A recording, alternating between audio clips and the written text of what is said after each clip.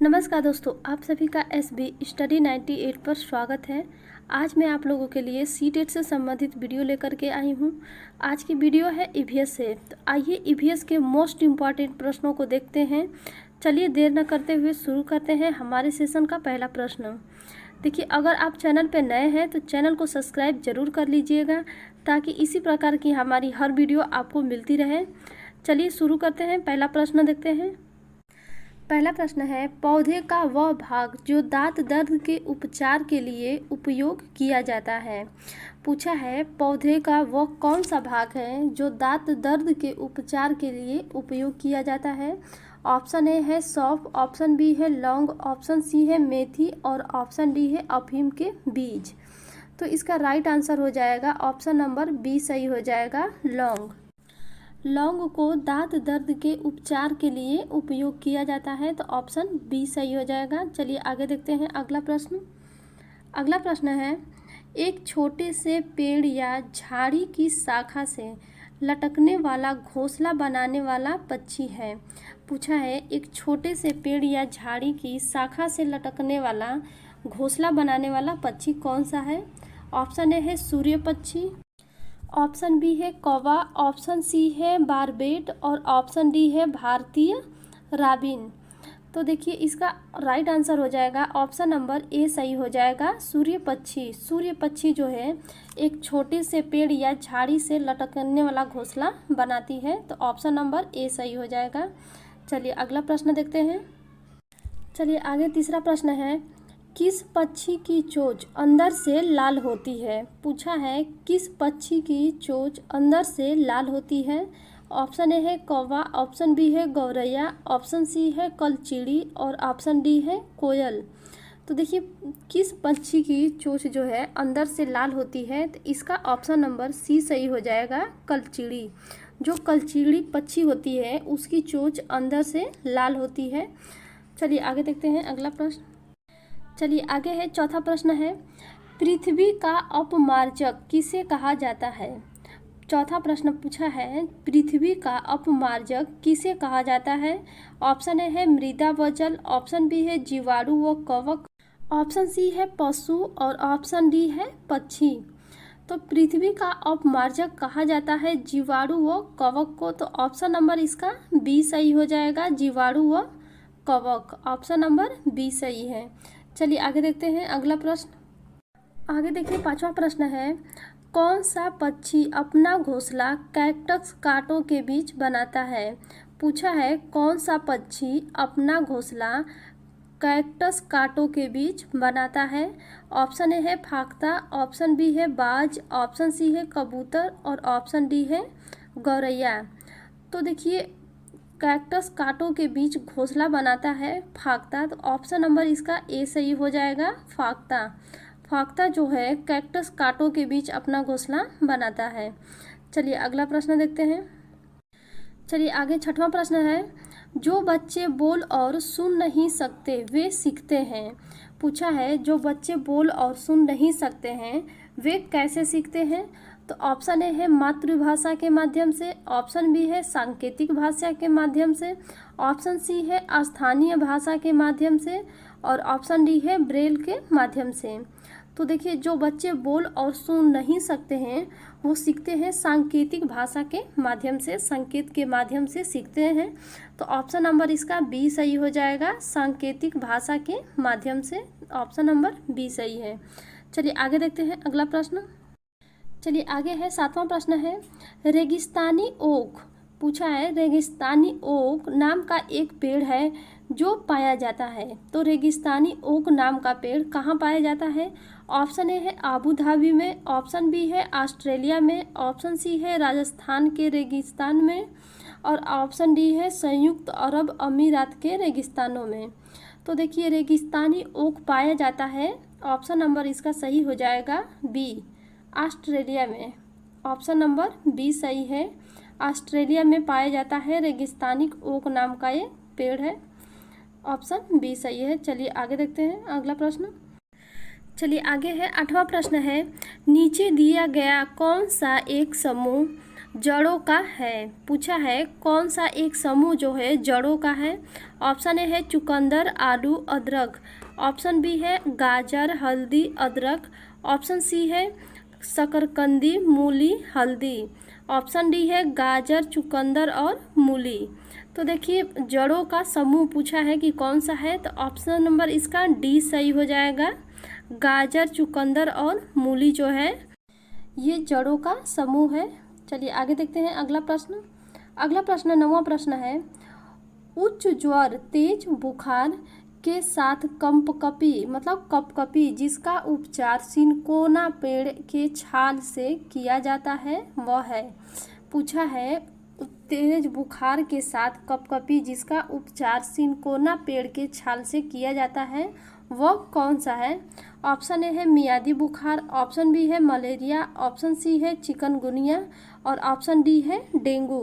तो देखिए इसका ऑप्शन नंबर बी सही हो जाएगा, मलेरिया। क्या है, मलेरिया है, तो ऑप्शन नंबर बी सही है। चलिए अगला प्रश्न देखते हैं। चलिए आगे है 10वां प्रश्न है, नीचे दिए गए पक्षियों की कौन सी प्रजाति अपनी गर्दन को झटके से आगे पीछे करती है। पूछा है पक्षियों की कौन सी प्रजाति जो है अपनी गर्दन को झटके से आगे पीछे करती है। तो ऑप्शन ए है उल्लू, ऑप्शन बी है कौवा, ऑप्शन सी है मैना और ऑप्शन डी है कबूतर। तो इसका ऑप्शन नंबर सी सही हो जाएगा, मैना। मैना जो है अपनी गर्दन को झटके से आगे पीछे घुमाता है, तो ऑप्शन नंबर इसका सी सही हो जाएगा। चलिए आगे देखते हैं अगला प्रश्न। आगे है 11वां प्रश्न है, विश्व का वह पक्षी जो जमीन पर पैर नहीं रखता है। पूछा है विश्व का वो कौन सा पक्षी है जो जमीन पर पैर नहीं रखता है। ऑप्शन ए है उल्लू, ऑप्शन बी है हरियल, ऑप्शन सी है मैना और ऑप्शन डी है फाख्ता। तो वो कौन सा पक्षी है जो जमीन पर पैर नहीं रखता है, तो ऑप्शन नंबर इसका बी सही हो जाएगा, हरियल। ऑप्शन नंबर बी सही है, हरियल पक्षी जो है जमीन पे पैर नहीं रखता है। चलिए आगे देखते हैं अगला प्रश्न। चलिए आगे है 12वां प्रश्न है, वर्ली चित्रकारी किस राज्य में की जाती है। पूछा है वर्ली चित्रकारी किस राज्य में की जाती है। तो ऑप्शन ए है महाराष्ट्र में, ऑप्शन बी है गुजरात में, ऑप्शन सी है राजस्थान में और ऑप्शन डी है बिहार में। तो वर्ली चित्रकारी जो है महाराष्ट्र में की जाती है, तो ऑप्शन नंबर इसका ए सही हो जाएगा, महाराष्ट्र। ऑप्शन नंबर ए सही है, महाराष्ट्र। चलिए आगे देखते हैं अगला प्रश्न देखते हैं। अगला प्रश्न है 13वां प्रश्न है, चेराऊ नाच कहाँ के लोग करते हैं। पूछा है चेराऊ जो नृत्य है, नाच है, ये कहाँ के लोग करते हैं। ऑप्शन ए है महाराष्ट्र, ऑप्शन बी है गुजरात, ऑप्शन सी है मिजोरम और ऑप्शन डी है मणिपुर। तो चेराऊ नृत्य जो है ये करते हैं, ऑप्शन नंबर इसका आपका हो जाएगा सी सही है, मिजोरम। मिजोरम के लोग जो है चेराऊ नृत्य करते हैं, तो ऑप्शन नंबर इसका सी सही है। चलिए आगे देखते हैं अगला प्रश्न देखते हैं। अगला प्रश्न है, बगुला भैंस पर बैठता है क्योंकि। बगुला भैंस पर बैठता है क्यों। तो ऑप्शन ए है बगुला तथा भैंस में सहजीवी का संबंध है, ऑप्शन बी है बगुला मनोरंजन के लिए भैंस पर बैठता है, ऑप्शन सी है भैंस बगुले को एक स्थान से दूसरे स्थान पर ले जाती है, ऑप्शन डी है बगुला भैंस को डराना चाहता है। तो देखिए क्या है इन दोनों में संबंध, तो देखिए ऑप्शन नंबर इसका ए सही हो जाएगा, बगुला तथा भैंस में सहजीवी का संबंध होता है। बगुला और भैंस में सहजीवी का संबंध होता है, तो ऑप्शन नंबर इसका ए सही हो जाएगा। चलिए आगे देखते हैं अगला प्रश्न। अगला प्रश्न है आगे 15वां प्रश्न है, ध्यानस्थ योगी किस पक्षी को कहा जाता है। पूछा है ध्यानस्थ योगी जो है किस पक्षी को कहा जाता है। ऑप्शन ए है बतख को, ऑप्शन बी है मैना को, ऑप्शन सी है बगुला को और ऑप्शन डी है ये सभी। तो ध्यानस्थ योगी कहा जाता है, ऑप्शन नंबर इसका सी सही हो जाएगा, बगुला को। किसे कहा जाता है, तो बगुले को ध्यानस्थ योगी कहा जाता है, तो ऑप्शन नंबर इसका सी सही है। देखिए बगुले के बारे में एक दो पॉइंट आप लोग को बताना चाहती हूँ कि बगुला पानी में काफ़ी देर तक बिना हिले डुले सीधा खड़ा रहता है। बगुला जो है पानी में काफ़ी देर तक बिना हिले डुले सीधा खड़ा रहता है। बगुले को ध्यानस्थ योगी कहा जाता है। बगुले का रंग सफ़ेद, काला, नीला, भूरा होता है। इसका भोजन मुख्यतः भोजन होता है वो मछली होती है और इसकी गर्दन जो होती है वो एस आकार की होती है, यस आकृति की होती है। तो ये रहा बगुले के बारे में। चलिए आगे देखते हैं हम लोग। आगे 16वां प्रश्न है, मेढकों और कीटों को फंसाने और खाने वाला घटपर्णी पौधा कहाँ पाया जाता है। पूछा है मेढकों और कीटों को फंसाने और खाने वाला घटपर्णी पौधा कहाँ पाया जाता है, जिसे शिकारी पौधा भी कहा जाता है। तो ऑप्शन ए है मेघालय में, ऑप्शन बी है मणिपुर में, ऑप्शन सी है मिजोरम में और ऑप्शन डी है महाराष्ट्र में। तो ये पाया जाता है, आपका ऑप्शन नंबर ए सही हो जाएगा, मेघालय में। कहाँ पाया जाता है, तो मेघालय में पाया जाता है। और देखिए ऑस्ट्रेलिया, इंडोनेशिया और भारत के मेघालय राज्य में पाया जाता है। इस पौधे का आकार जो है लंबे घड़े जैसा होता है, लंबे घड़े जैसे आकार का होता है ये पौधा, और जिसके ऊपर जो है पत्ती का ढक्कन लगा होता है ये, और घड़े के अंदर से एक खास खुशबू निकलने की वजह से कीड़े जो है उसके अंदर चले जाते हैं और ये उसका शिकार कर लेता है। देखिए घटपर्णी पौधे को निफेंथिस नाम के पौधे से भी जाना जाता है। देखिए ये है घटपर्णी का पौधा, इसकी आकृति जो है घड़े के आकार की होती है और इसके ऊपर पत्ते का ढक्कन लगा होता है। तो ये देखिए है। चलिए आगे देखते हैं अगला प्रश्न। आगे 17वां प्रश्न है, जंतु कीड़े जो अपने समूह के अन्य सदस्यों की गंध से ढूंढते हैं, वे जंतु कीड़े हैं जो अपने समूह के अन्य सदस्यों को उनके गंध से ढूंढते हैं। तो कौन है। ऑप्शन ए है बाज पक्षी, चमगादड़, गिद्ध। ऑप्शन बी है रेशम का कीड़ा, चींटी और मक्खी। ऑप्शन सी है चींटी, मधुमक्खी और रेशम का कीड़ा। ऑप्शन डी है चमगादड़, मक्खी और कुत्ता। तो देखिए इसका ऑप्शन नंबर सी सही हो जाएगा, चींटी, मधुमक्खी और रेशम का कीड़ा। तो ऑप्शन नंबर सी सही है। देखिए चींटी जो है चलते समय ज़मीन पर कुछ ऐसा छोड़ती हैं जिसे सूंघ करके पीछे आने वाले चींटियों को रास्ता मिल जाता है। तो ये रहा चींटी के बारे में। रेशम का कीड़ा, तो देखिए रेशम का कीड़ा जो है अपनी मादा को उसकी गंध से कई किलोमीटर दूर से ही पहचान लेता है। तो ये रहा। चलिए अब आगे देखते हैं, अगला प्रश्न देखते हैं। चलिए आगे है 18वां प्रश्न है, टोबेकोसिस नामक रोग होता है। पूछा है टोबेकोसिस नामक रोग किससे होता है। तो ऑप्शन ए है तंबाकू की धूल, ऑप्शन बी है लौह कण, ऑप्शन सी है एस्बेस्टस और ऑप्शन डी है सिलिकोसिस। तो देखिए टोबेकोसिस नामक रोग होता है, आपका ऑप्शन नंबर इसका ए सही हो जाएगा, तंबाकू की धूल। ऑप्शन नंबर ए सही हो जाएगा, तंबाकू की धूल से होता है। ये फेफड़े की समस्या होती है, इससे फेफड़ों में समस्या होती है। चलिए आगे देखते हैं, अगला प्रश्न देखते हैं। अगला प्रश्न है 19वां प्रश्न है, भारत में भोजन बनाने के लिए निम्न में से किस प्रकार के तेल का प्रयोग सबसे कम होता है। पूछा है भारत में भोजन बनाने के लिए निम्न में से किस प्रकार के तेल का प्रयोग जो है सबसे कम होता है। तो ऑप्शन ए है पाम का तेल, ऑप्शन बी है सरसों का तेल, ऑप्शन सी है नारियल का तेल और ऑप्शन डी है मूंगफली का तेल। तो इसका ऑप्शन नंबर ए सही हो जाएगा, पाम का तेल। ऑप्शन नंबर ए सही हो जाएगा। देखिए पाम का तेल जो है ताड़ के बीज से तैयार किया जाता है। किससे, तो ताड़ के बीज से तैयार किया जाता है पाम का तेल। ऑप्शन नंबर इसका ए सही हो जाएगा। चलिए आगे देखते हैं अगला प्रश्न। चलिए आगे है 20वां प्रश्न है, वह कौन सा जीव है जो शिकार को दफन कर देता है, भूख लगने पर उसे वापस खाता है। पूछा है वह कौन सा जीव है जो अपने शिकार को दफन कर देता है और भूख लगने पर उसे पुनः वापस खाता है। ऑप्शन ए है बाघ, ऑप्शन बी है भालू, ऑप्शन सी है शेर और ऑप्शन डी है इस्लाद। देखिए आप लोग भी कमेंट में आंसर दिया करिए, आप लोग वीडियो को लाइक नहीं करते हैं, तो वीडियो को लाइक ज़रूर करें। तो देखिए इसका ऑप्शन नंबर सी सही हो जाएगा, शेर। शेर जो है अपने शिकार को दफन कर देता है और बाद में भूख लगने पर उसे खाता है, तो ऑप्शन नंबर इसका सी सही है। चलिए आगे है 21वां प्रश्न है, शेर के लिए प्रयुक्त सिंह शब्द किस भाषा का शब्द है? शेर के लिए प्रयुक्त जो सिंह शब्द लगता है वो किस भाषा का शब्द है? ऑप्शन नंबर ए है लैटिन, ऑप्शन बी है उर्दू, ऑप्शन सी है हिंदी और ऑप्शन डी है संस्कृत। तो जो शेर के लिए प्रयुक्त सिंह शब्द है वो संस्कृत भाषा का शब्द है, तो ऑप्शन नंबर इसका डी सही हो जाएगा, संस्कृत। ऑप्शन नंबर डी सही है, संस्कृत। चलिए आगे देखते हैं अगला प्रश्न।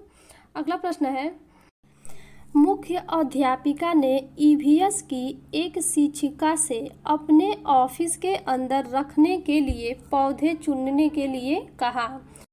वह निम्न में से कौन सा समूह चुनेगी? पूछा है मुख्य अध्यापिका जो है ईवीएस की एक शिक्षिका से अपने ऑफिस में रखने के लिए पौधे चुनने के लिए कहा, तो वो निम्न में से कौन सा समूह चुनेगी? ऑप्शन ए है aloe vera, petunia, money plant. Option B है एलोवेरा, मनी प्लांट और क्रोटन। ऑप्शन सी है मनी प्लांट, पुदीना और क्रोटन। ऑप्शन डी है जीरेनियम, एलोवेरा और पुदीना। तो देखिए ऑप्शन नंबर इसका बी सही हो जाएगा, वो एलोवेरा, मनी प्लांट और क्रोटन पौधों को चुनेगी ऑफिस में रखने के लिए, तो ऑप्शन नंबर इसका बी सही हो जाएगा। चलिए आगे देखते हैं अगला प्रश्न। चलिए आगे है 23वां प्रश्न है, निम्नलिखित में से कौन अन्य से भिन्न है? पूछा है निम्नलिखित में से कौन अन्य से भिन्न है? नदी है, पहाड़ है, झील है, झरना है, तालाब है। तो चलिए ऑप्शन देखते हैं। ऑप्शन ए है नदी, ऑप्शन बी है पर्वत, ऑप्शन सी है झील और ऑप्शन डी है झरना। तो देखिए इनमें से कौन अन्य से भिन्न है, तो ऑप्शन नंबर इसका सही हो जाएगा बी, पर्वत। पर्वत जो है इनसे भिन्न है, तो ऑप्शन नंबर बी सही हो जाएगा। चलिए आगे देखते हैं अगला प्रश्न। 24वां प्रश्न है, कांच के जार तथा बोतलों को उनके अचार भरने से पूर्व सूर्य की धूप में अच्छी तरह सुखाया जाता है, ऐसा क्यों? ऑप्शन ए है उनके तापमान में वृद्धि करने के लिए, ऑप्शन बी है उनमें से धूल को हटाने के लिए, ऑप्शन सी है नमी को पूर्णतः हटाने के लिए और ऑप्शन डी है अचार को स्वादिष्ट बनाने के लिए। तो इसका ऑप्शन नंबर सी सही हो जाएगा, नमी को पूर्णतः हटाने के लिए जिससे अचार खराब ना हो, तो ऑप्शन नंबर इसका सी सही हो जाएगा। चलिए आगे देखते हैं अगला प्रश्न।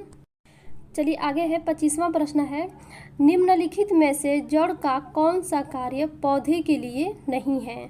पूछा है जड़ का कौन सा कार्य जो है पौधे के लिए नहीं है? ऑप्शन ए है भोजन भंडारण या संचित करना, ऑप्शन बी है ह्यूमस उपलब्ध कराना, ऑप्शन सी है पौधे को सहारा देना और ऑप्शन डी है जल तथा खनिजों का अवशोषण करना।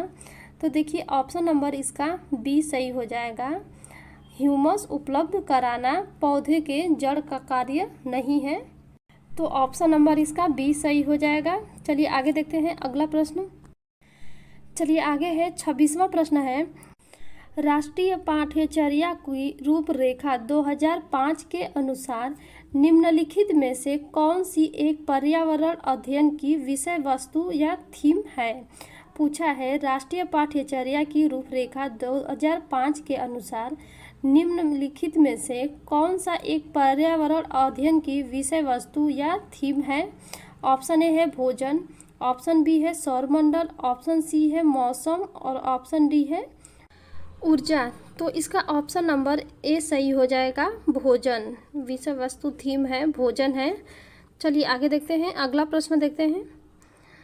चलिए अगला प्रश्न है 27वां प्रश्न है, निम्न में से कौन सा राज्य इंदिरा गांधी नहर परियोजना से लाभान्वित हुआ है? पूछा है कौन सा राज्य इंदिरा गांधी नहर परियोजना से लाभान्वित हुआ है?